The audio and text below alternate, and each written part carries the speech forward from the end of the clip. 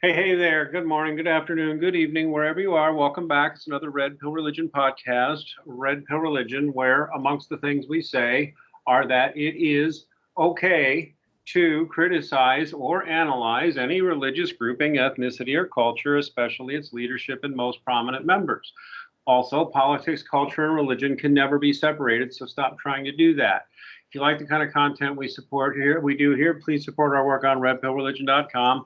As everybody knows, social media being what it is, we've been chased all over the place, but this website has been solid. So if we disappear off of your favorite platform, please find us here. If you can drop us something in the PayPal or the Bitcoin, or find us on Subscribestar or MeWe app, we would really appreciate it. We are still holding on to Patreon for a few people, but in any case, and we may wrap up Patreon this month. We probably will.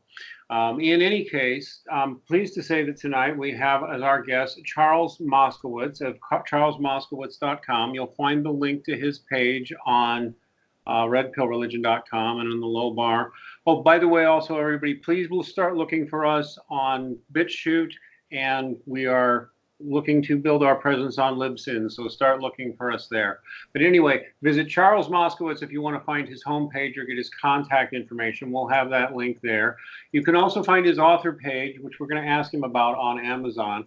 But he especially wanted me to point out that he has a YouTube channel. I don't know why. He must be just suicidal and wanting to self-immolate within a year, but he's wanting to make a YouTube channel. I feel you, buddy. We're still here too for some reason. Say hello to the people, Charles or Chuck. You like Thank you, Max. Thanks for inviting me on. It's a great honor. I'm glad to have you. Oh my goodness, excuse me. I apologize, everybody. I need a little water. Not at all.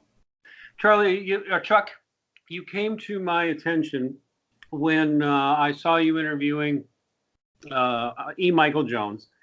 And as a fellow Catholic, I really enjoy E. Michael Jones and have learned a lot from him, although he sometimes makes me wince. I wish he were my godfather. I really love the guy. You're a fan, even though you don't agree with him all the time anyway, right? Right, exactly. Yes. Great man. Particularly a good culture critic. I like his book, Degenerate Moderns, is one of my favorites. I think that he's right on the money with his analysis of the sexualization of the culture and how that's brought us into almost a condition of bondage and of weakness. And the assault on Western civilization is spot on. I mean, he's great insight, great critique. That's very interesting. I think, it's a very interesting thing for me as a Catholic, because I wasn't always Catholic. I am a convert. And I have always had a very warm feeling towards the Jews. I just have. Now, I know now even part of that is just from Hollywood and all the fun movies about Jews, but I mean, it worked. I never felt the least bit animosity to Jews and always felt, outraged at the Holocaust from a very early age. And so, anti-Semitism always seemed foreign to me. But as I aged, and I'm 53 this year, and as I aged, I just started to notice it's like I'm starting to get me some Holocaust fatigue and a little it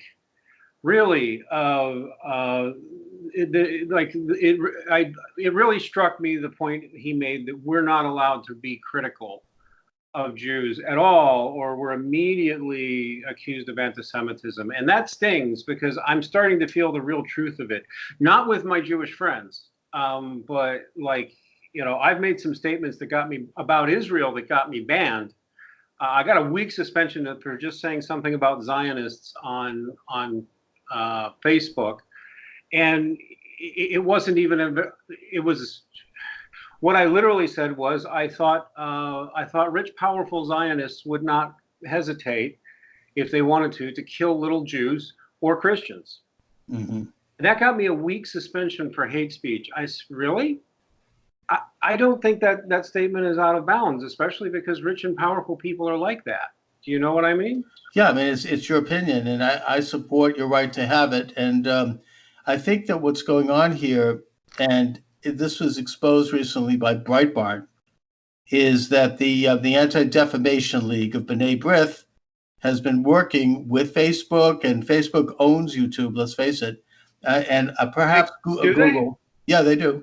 Uh, And Google, I think, to set up an algorithm system that'll knock out anyone who makes any comments that they view as quote unquote hate speech, and certainly anything that's viewed as anti-Semitic. And I think this is a big mistake for them to do that.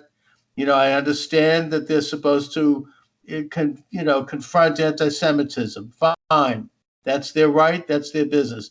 But to go into the business of censorship, it's only going to fan the flames of anti-Semitism, and it's wrong. It's un-American. We're supposed to err on the side of freedom and have and a free speech.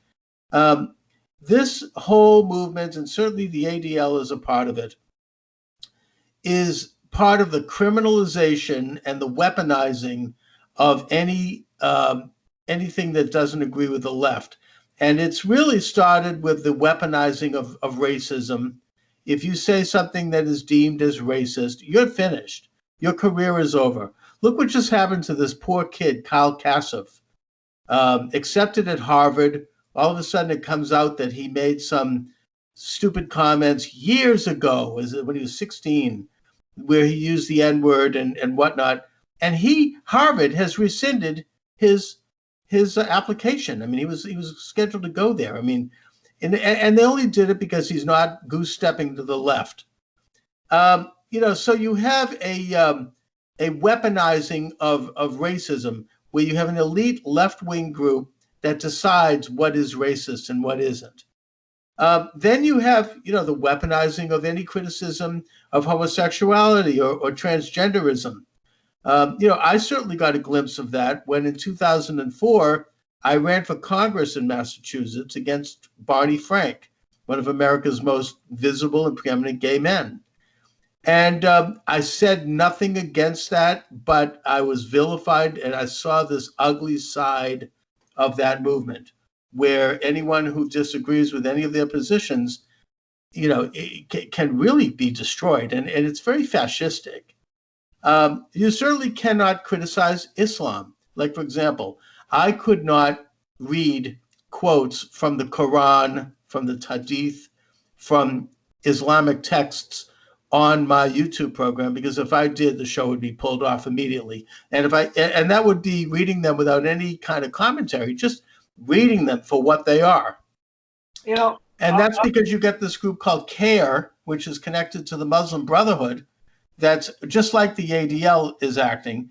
They will censor you and they will have you removed. In fact, I know of a talk show host who had a pretty big show in Washington, D.C. on a big main radio station, who was fired because he did just that. He quoted from the Quran. CARE called the station and he was fired. So this is part of a bigger movement to censor anyone that doesn't genuflect to the left, is really what it comes down to.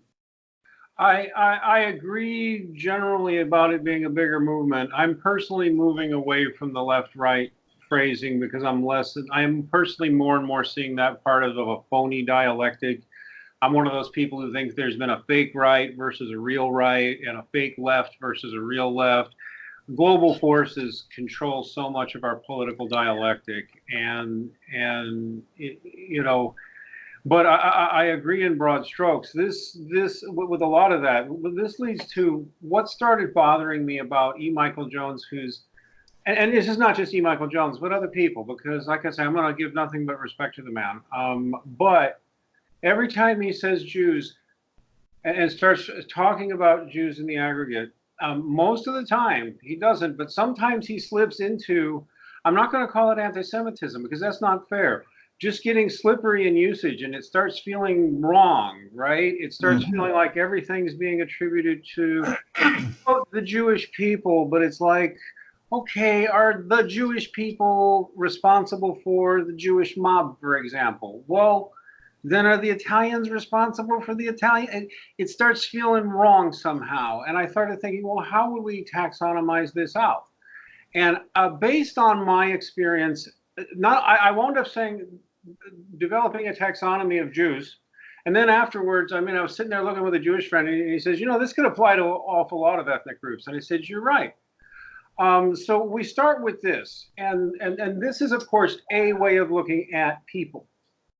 And it's not the way, but it's a way. And certainly when we're talking about cultural issues where ethnicity and religion and ideology are clashing, it's good to have a taxonomy. And this seems to work, which is that, let's say if we were talking about your average Englishman right now, actually, or your average Hungarian, you could say that politically, with the global forces going on, the big geopolitical forces, they tend to divide into globalist Marxists. Marxists are everywhere, man, including all over the Arab world and the so-called Muslim world. Secular ethnic nationalists, your white nationalists, your black nationalists, your Arab nationalists. And by the way, study the Middle East, and it is lousy with Arab nationalists. These are secular ideologies. Both Marxism and most secular nationalist groups are, they'll have religious trappings, but they're not real religious. Right. Then you have thugs. Everybody's got thugs. Opportunists. Today I'm a commie, tomorrow I'm a fascist, next week I'm a libertarian. Where's the money, right? And who do I got to kill? And then you have your pious religious folks. And then you have your average citizen who may have leanings for any of these other six or these other five. In any, maybe a convoluted mishmash. One's a little more religious than another, but the average citizen isn't at the top of running any of these. You see what I'm saying? Mm-hmm. Yes.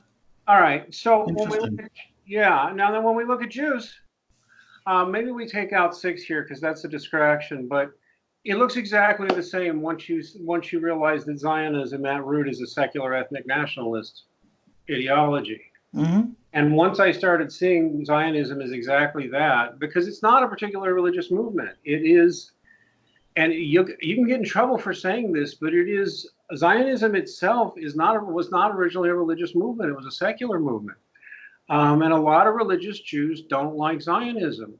And to me, when I look at Israeli politics and Middle Eastern politics especially, and when I look at the influence of Arab nationalists, like the Ba'ath Party and the Syrian Nationalist Party and all that, those are fascist parties.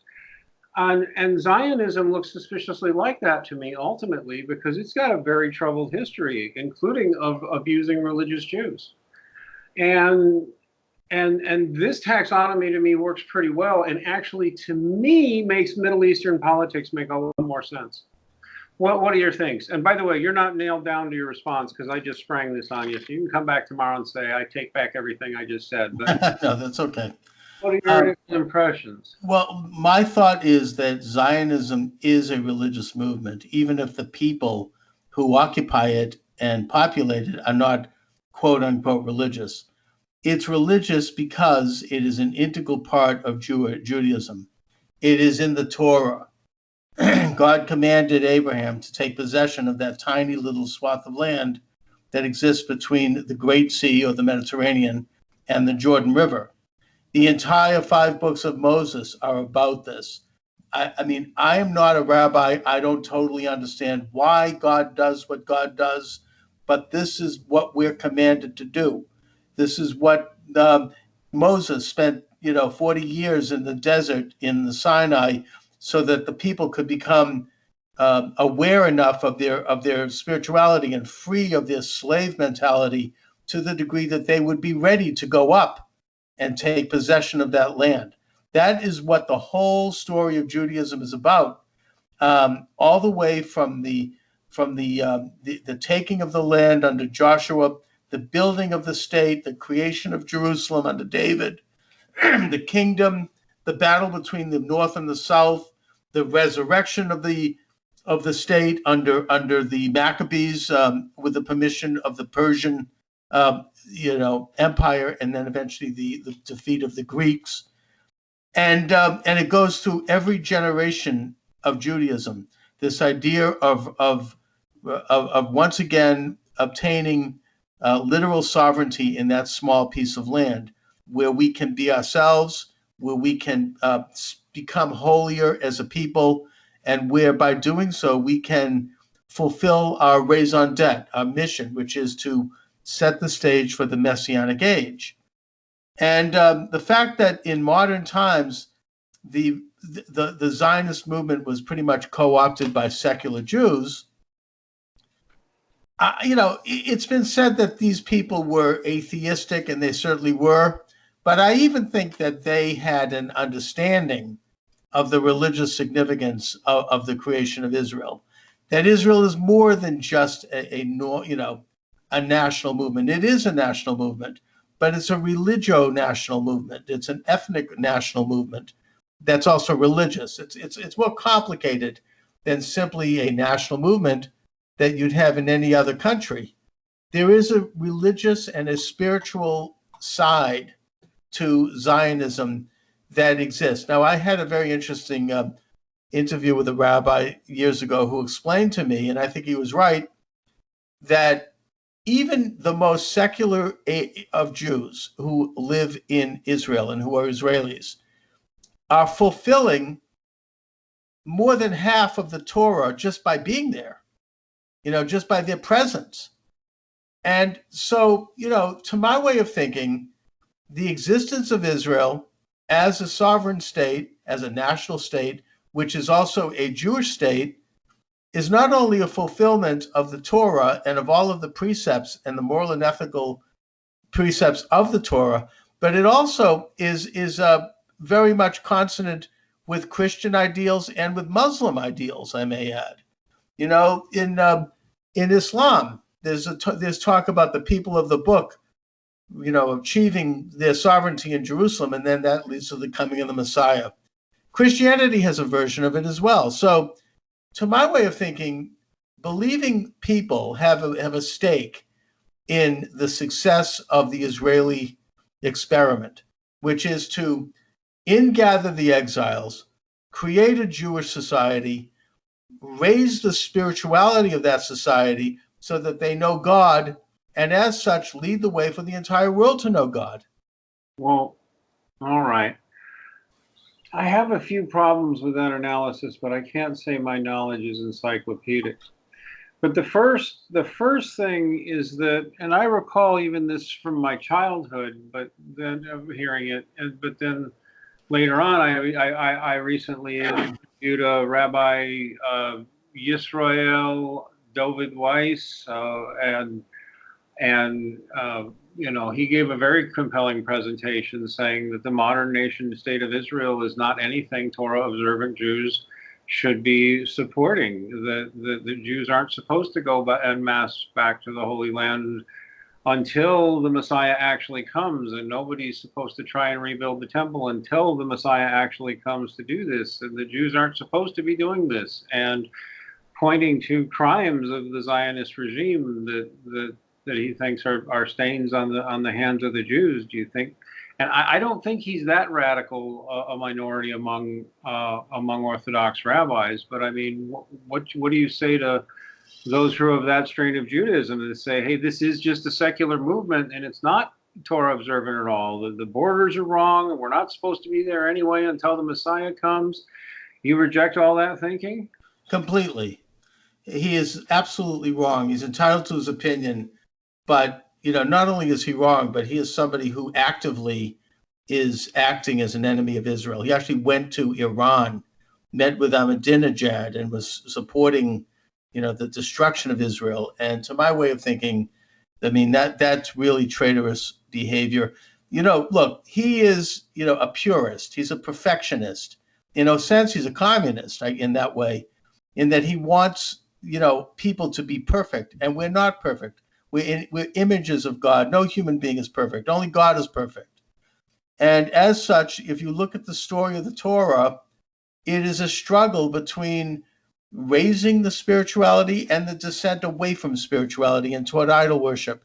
That is the whole tension of the Torah from the days of Abraham till today. And, we've had terrible, terrible falls in the course of this journey, as have all people. We're not perfected people.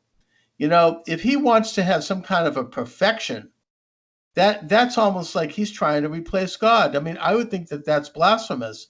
That's like the sin of the serpent. You can know God, you can know good and evil. Only God is perfect. We're imperfect beings. We're reflections of God. We're images of God. So all we can do is strive to create a better society. And Israel is by far means not a perfect place. I mean, believe me. But I would suggest that still the hope is there to create a great society, a moral society. And I think that Israel is very much in that direction, as is the United States.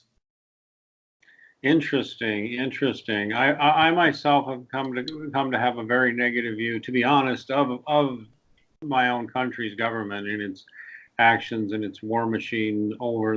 I mean, I've gone full circle too, because I used to be much more a believer in America spreading democracy and all that, but I don't think we've actually been doing that, especially the last few decades. And where I actually have gone down is I don't know. See, even when I hear you talk about Israel this way, I'm like, every ethnic nationalist group has spiritual roots too, Yes, of course it does.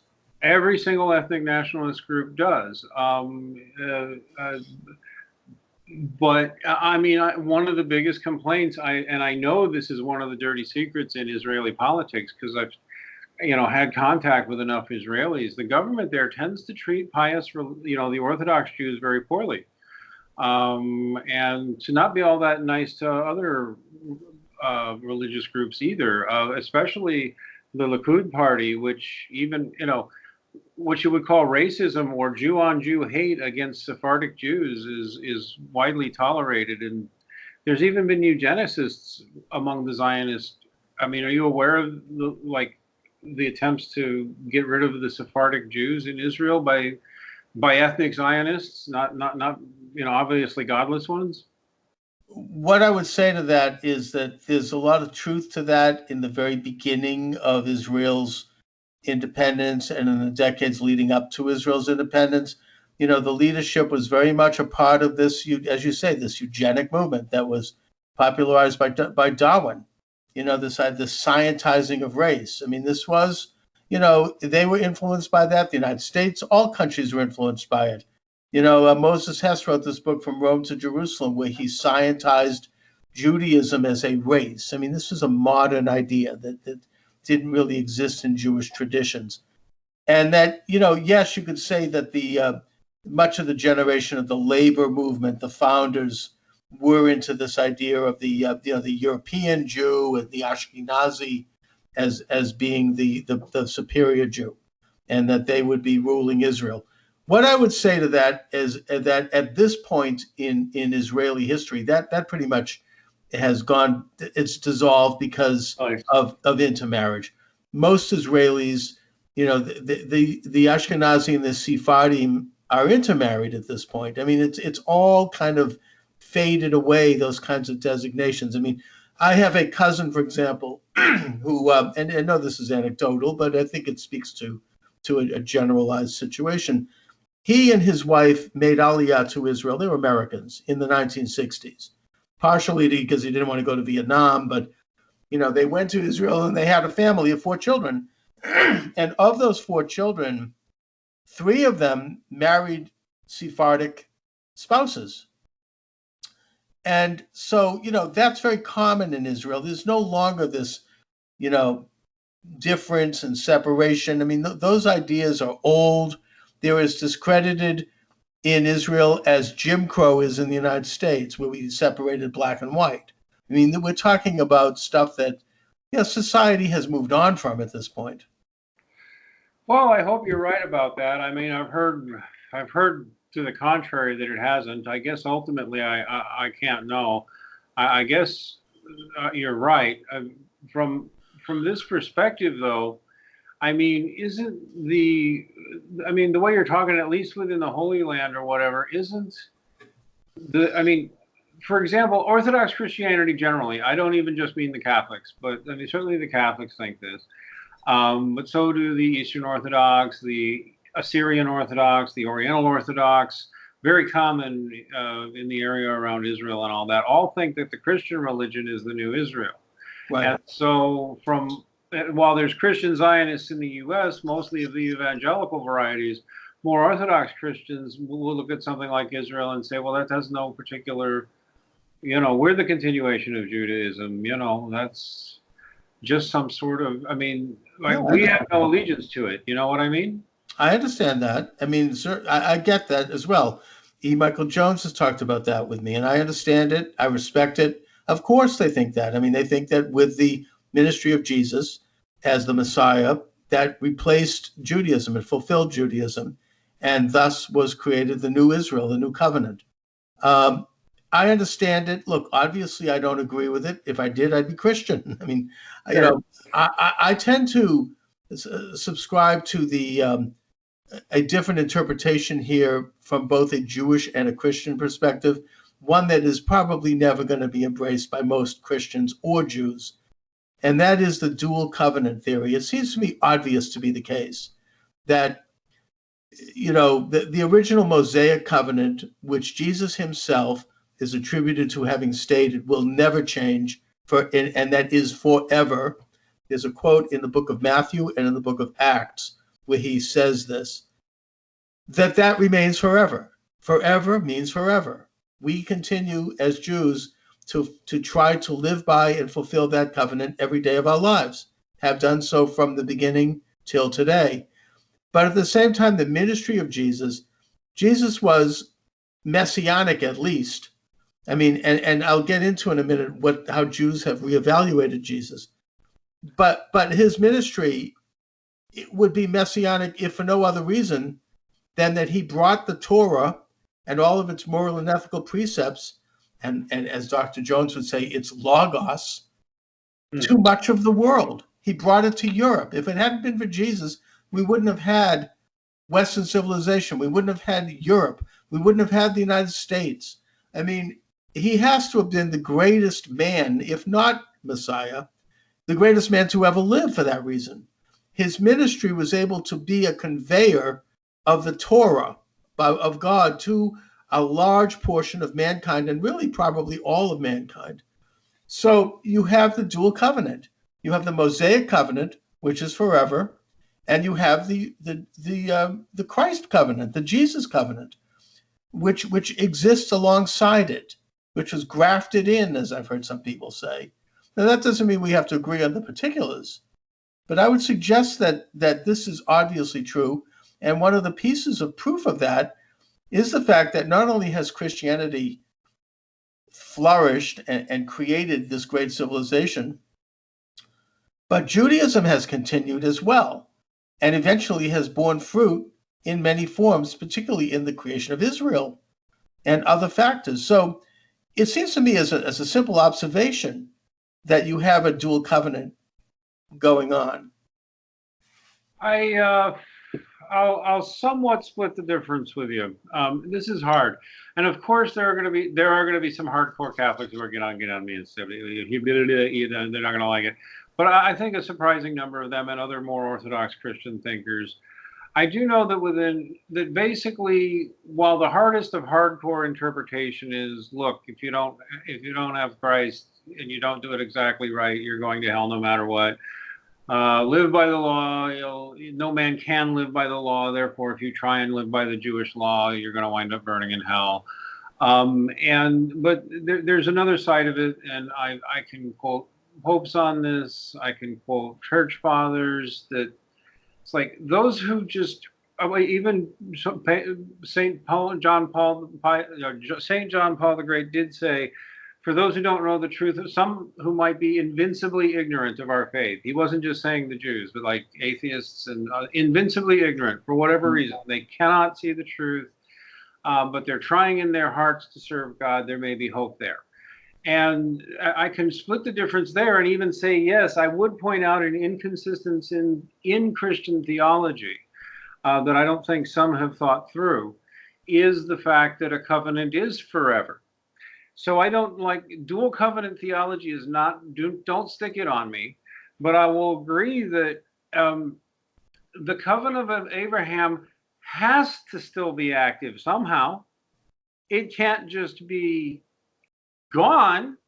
It's forever, because that's what a covenant Yeah, is. exactly. And I'd also add that it was St. Augustine of Hippo, and I got this information actually from E. Michael Jones's book, The Jewish Revolutionary Spirit, that he acknowledged this, and he said that because the Jews are trying, even if they are misguided because they don't recognize Jesus as Messiah, nevertheless, they are continuing to live by or try to live by the Mosaic covenant, which is why Jews have to be respected and their worship has to be left. They have to be left alone to worship unmolested. The Latin term for it was sicut Judaeus non. Yes. And so that was basically the governing theory of 1,000 years of Catholic rule in Europe.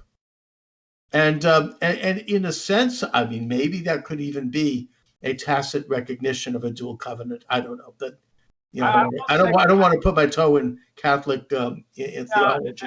I won't. I actually think ultimately dual covenant theology has to be heretical, but at the same time, like I say, I'm almost splitting the difference, because I am saying that old covenant can't be gone. It has to be somehow doing something for those who are trying. And I don't think God ignores the invincibly ignorant. I just don't. I think the evidence that Jesus is who he said he is more than sufficient. But and it goes deeper than just that he's the Messiah, because he has a message for the entire world, not just for the Jews. And that's a different thing. But I will say to you that this sort of, let's call it heterodox thinking, is to be found among all types of Christians. Getting that God can't just be completely ignoring people who are trying. As I was an atheist for years, because I could not understand why any of you people would believe there was a God at all. I really couldn't. I could go into a long, aside on that, but I don't need to. The bottom line is, figuring out that it was rational really helped. Jews helped me with that. Muslims helped me with that. I actually get attacked all the time for being too friendly to Muslims, but my journey to God included talking to all kinds of people about, well, why do you believe this, and why did you come to believe it, and all that. I didn't have one of those suddenly Jesus boom moments. It took a lot of thought and a lot of care for me. And that's something we all come to God in our different ways. I mean, I definitely would. I do think really everybody's best bet would be to get baptized, take the Eucharist, but I can't say in the end I know who's going to hell, and I can't say God just ignores these covenants. One of the things Augustine, I think, observed too, if I'm not mistaken, if not him, it was certainly some others prominent, saying, well, the continued existence of the Jews, even though they will not accept Christ, at the same time, in the end times, the Jews are supposed to convert. Well, the end times aren't here now, and if there aren't any Jews, that would be weird. There would be no Jews to convert at the end times. Well, it's sort of like there's an old joke in Israel that when the Messiah comes and he's standing on the top of the Mount of Olives, getting ready to mount the donkey and go into the Temple Mount, the Israelis are going to send up an official delegation. They're going to greet him. They're going to shake his hand and say, welcome to our country. Is this your first visit or is this a return visit? Okay. And then we'll know, then we'll know, but not until for Jews. I even had a son of an Orthodox rabbi tell me he had sneaking suspicions like that. There's closet, we think we like Jesus, secretly Jews all over the place. Oh, yeah. Look, I mean, I think that I was going to talk about this a bit, that there has been a major reassessment of Jesus in Judaism. In what branch of it, or which? All of it. I mean, it really started in the 18th century with sort of the Orthodox rabbis of the time, particularly Rabbi Jacob Emden. And I would say that up until that time, generally speaking, the Jewish view of Jesus was, first of all, we admire Jesus for tribal reasons. He's one of us, right? It's like as a Bostoner, I like the Boston Red Sox. He's a winner. We were proud of Jesus. Look what he did. I mean, he created this incredible religion. And secondly, yet at the same time, we viewed him as somewhat of a renegade, as a rebel, as somebody who kind of ran against the grain. And I think that more modern thinkers like Rabbi Emden and others have reassessed that, and they now view Jesus as having been a devout Jew his entire life.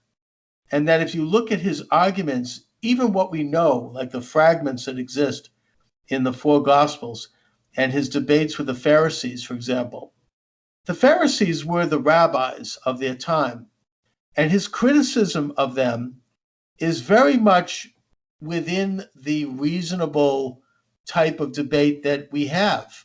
I'm critical of the rabbis today for the same reason that Jesus was critical of the Pharisees. They're too focused on the minutia of law, and they're missing the bigger picture of the of existence, of morality, of God. Sometimes they get involved with whether or not you have the right hechsher on a bottle, and this is exactly some of the things that Jesus was observing are the same type of problems and corruptions that Judaism and that the rabbis have today. And the kind of debate that he engaged in was a very classic rabbinic debate. It really makes me think that Jesus was at least well versed in, if not an expert, Talmudic rabbi himself, because that's the Talmudic method. And that his claim to messiahship was also very Jewish, and it did not go outside of the Judaic understanding. In the same way, for example, that the Chabad rabbi Schneerson is viewed as a messiah by his devout followers. Now, I don't happen to agree with that, but I understand it, and it fits within the Jewish context. So, I guess the reassessment is that he was a devout Jew all his life, and the people around him were all Jews, and that they viewed this as a Jewish savior and as a Jewish experience. So I think that that's the reassessment that I was going to talk about. That is fascinating to hear, and I mean, I've known enough Jews, including religious Jews, that I know these conversations occur, and I know it is very much like there's Jews who are like, well, do these people know God at all, or are they just pagans? And then there's others who are like, no, and they're really more likely to talk like you. It winds up being a debate in Jewish circles, doesn't it? Right. Well, sure. I mean, Jews very rarely agree on anything. That's one thing you could say Jews like. It's a good argument, right? However, I just want to impress upon your listeners that we do believe in God. That is the basis. We worship God, and we believe in the moral and ethical precepts of God, and that there is a creator of the universe, a divine giver of the law that exists outside of the manipulation of man. In other words, we don't make it up. We look to an immutable source that exists outside of us and that's uncorruptible, and that we try to know that source as best we can. We strive to worship that source and know it, not try to pretend that we're gods. Well, okay. So, gosh, I just want to talk to you about 10 more things, but we're going to wrap up in the next 10, 15 minutes or so here. What then, and isn't it somewhat undeniable? Again, dirty secret. I've had Jewish friends admit this to me, that they're not supposed to, but that implicit in the Jewish religion is the Jews are the chosen people and God's chosen people, and their role to be the priests of the world eventually. Isn't there a certain innate in Jewish, not just separatism, but superiorism that, well, you call it, for lack of a word, racism, that inherently comes out of this? What would you say to that allegation? Yes, I think that there's certainly a misunderstanding and a misinterpretation of what the chosen people idea means in Jewish circles. I think it has been corrupted to a certain degree by the experience of the diaspora and this kind of tribal need to retain our identity in 2,000 years without having a sovereign state, and often under adversarial circumstances, you do develop a sort of a separateness and a tribalism. But that's, at the end of the day, that is not what the chosen people means. First of all, it's not a race issue. We are chosen, we believe, by God not to be better than anyone, not to rule over anyone, but to serve God. We have chosen to take on an extra layer of observance so that we can try to make ourselves holy and thus be an example to everyone else, be a light unto the nations, by serving God, not by controlling governments, not, this gets into the Jewish conspiracy theories. It's not a secular thing. It's not a demand that we physically rule over anyone else. Or even ourselves. It is more that we elevate ourselves spiritually and try to know God. That's why we're chosen. We're chosen for that mission. And as such, we are serving everyone else by knowing God and by taking on extra responsibilities and extra things. And when I say extra responsibilities, I'm talking about, kosher. I'm talking about observing the Sabbath and the holidays. I'm talking about, prayer and other various practices that are commanded us in the Torah. I understand that, although I do see something to, a lot of what Michael Jones says, because that tikkun olam idea, at least anyway, would seem like it could be very easily perverted, especially to let's just say a godless Jew, or just mean, well, tikkun olam is whatever's good for us right now, which will add, or whatever we say is for the good, not necessarily what other people say is for the good. I think it could devolve into that very quickly. I agree. Especially if you're not very devout. Oh, it's certainly not devout. Look, it becomes communist when you take God out of the picture. It becomes like, I'm going to, because I'm better than you, because I'm, it's the sin of the Garden of Eden. I know everything. I know good and evil. I'm the elite. And thus I can rule over others for their own good. This is the communist idea. This is antithetical to Judaism, but a lot of Jews are attracted to that because of maybe a yearning, because we don't have the benefits of, actually, in a way, we haven't had the benefits of Christianity, in that we haven't had governments, we haven't had armies, we haven't had popes, we haven't had our own, ability to control our own destiny, in a sense. We've been buffeted about in other people's houses. So I think that has a lot to do with this attraction to an earthly messianic movement, and it's a corrupting element within Judaism. I have talked about the corruption that occurred in the 17th century with the false messiah Shabtai Zvi. I've done several programs about that. That was a very, very devastating blow to Judaism, and that it's one that continues to reverberate in the soul of Judaism. It's one that I as a Jew, and I hope others, want to expose and want to expiate by exposing it, because it brought us away from a godly understanding of chosen people, a godly understanding of our mission in the world. And it moved us in the direction of trying to force, through the hand of man, the corrupt hand of man, people to change human nature. It's a very evil, he was a very evil figure. And I think that he corrupted many generations of Jews. And there's a whole interesting story. It was actually Rabbi Marvin Antelman who wrote a 2-volume set, the late Rabbi Marvin Antelman, called To Eliminate the Opiate, which I recommend on this topic. Interesting. Well, I'll tell you what, I'm going to go back to my model because I think there's a shared connection that we have here. I talked to Misha Popov, and he sees it too, and others I've talked to see it too. I know you're making a defense of Zionism as having deep spiritual roots. Okay, but if we look at this chart of what politics looks like, it's very obvious to me that the three most dangerous groups within any group of people are these top three. Because when I say secular ethnic nationalists, what is a secular ethnic nationalist? Well, they may have some kind of pagan roots trappings, but ultimately the state or the ethnicity, what they're defining as the people, comes first.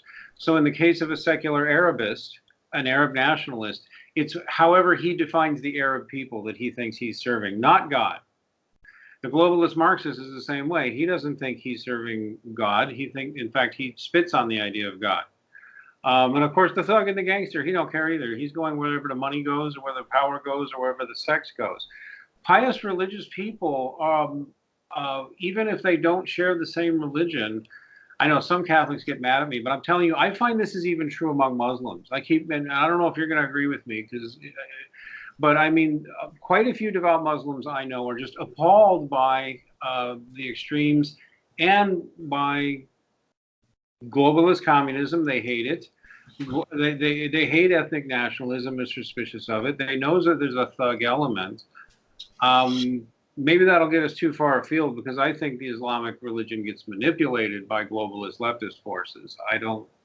And by secular ethnic forces. I don't think Islam is the problem. Islamofascism and globalist Marxists manipulating them is the real issue. I don't know. Is that too big a topic to tackle right now?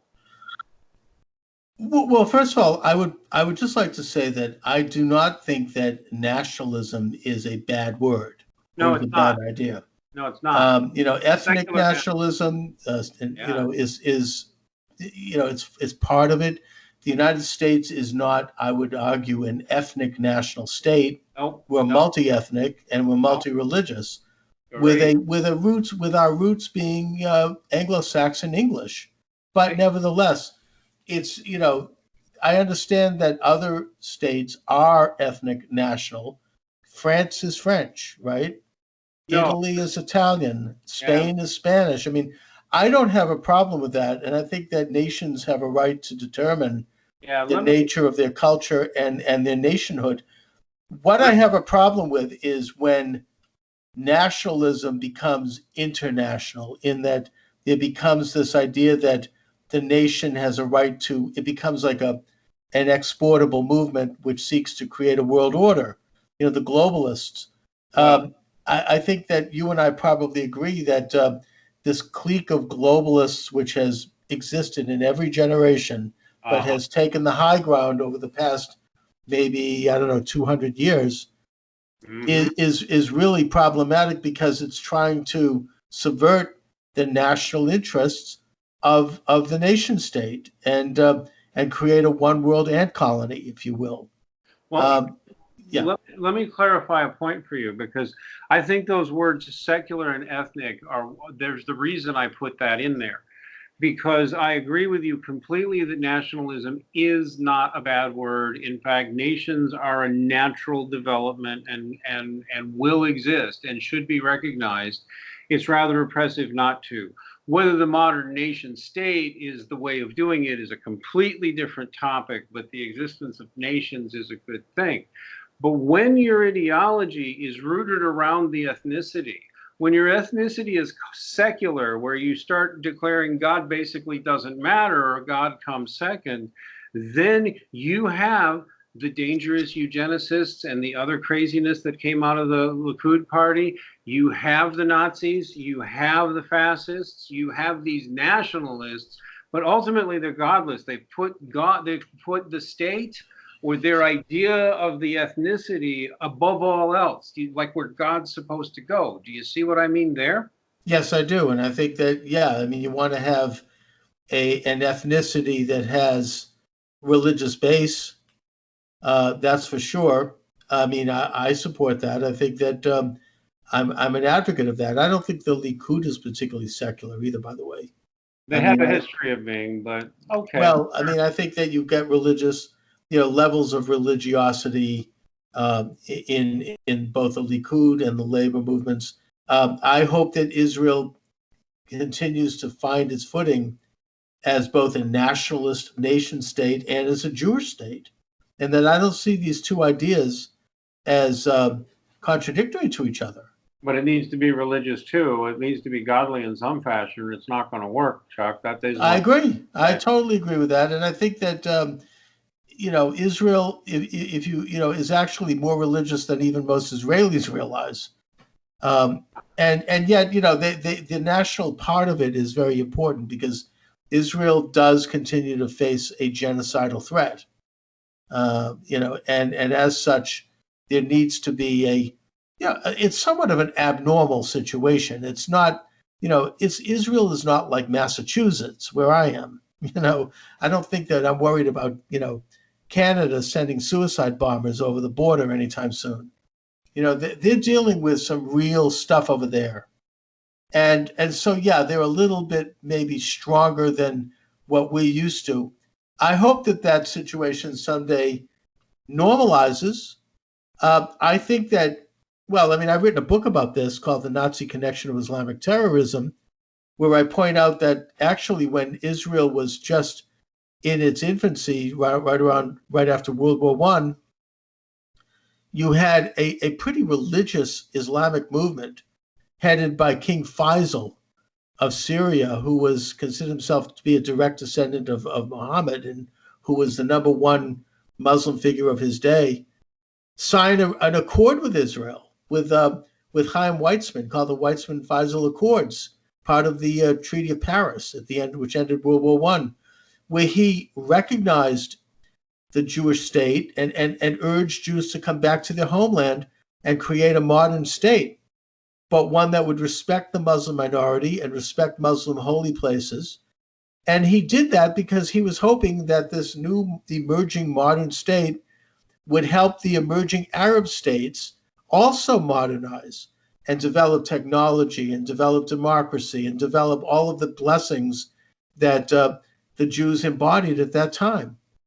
And he was subverted by radical Muslims, particularly the main character of my book, the Hajj Amin al-Husseini, the Grand Mufti of Jerusalem, who launched suicide bombers not against Jews, not even against the British, but against fellow Muslims who were not falling in line with his radicalized view. He was also one of the founders of the Muslim Brotherhood, and he allied himself with Hitler during World War II. So you had the germination of what we have today, which is a radicalized version of Islam, which emphasizes the more radical second half of the Quran, and which is, it's almost a hybridized faith that has a lot more in common with communism than anything else. I'm fascinated to hear you say that, because a lot of people flip out when I say things like that. I've had similar thoughts to yours, although I suspect yours are more developed in research than mine, because I know enough about the history. The most rabid, lurid things they tell you about Islam are generally not true. That doesn't mean it's all fluffy bunnies and light history, but people analyze it stupidly. Well, this has been fascinating, Chuck, and I've really appreciated bringing you on. Everybody, please be sure to look for Charles Moskowitz's YouTube channel, especially. This is his main channel for now. Charles, Moscowitz. There's only about 15 ways of spelling Moskowitz, but this actually Moscowitz. Exactly. Son of Moses is what it means. Oh, really? Interesting. Well, shalom. Everybody, please, we'll have the link in the low bar. We will have the link on redpillreligion.com. Everybody give us a like and a subscribe. Find us on BitChute and find us on Libri, which we're going to be starting building real soon now. And find us on WeGather app and other social media. And otherwise, God bless everybody. Max, thank you so much for having me on. I hope that you may consider coming on my show as well.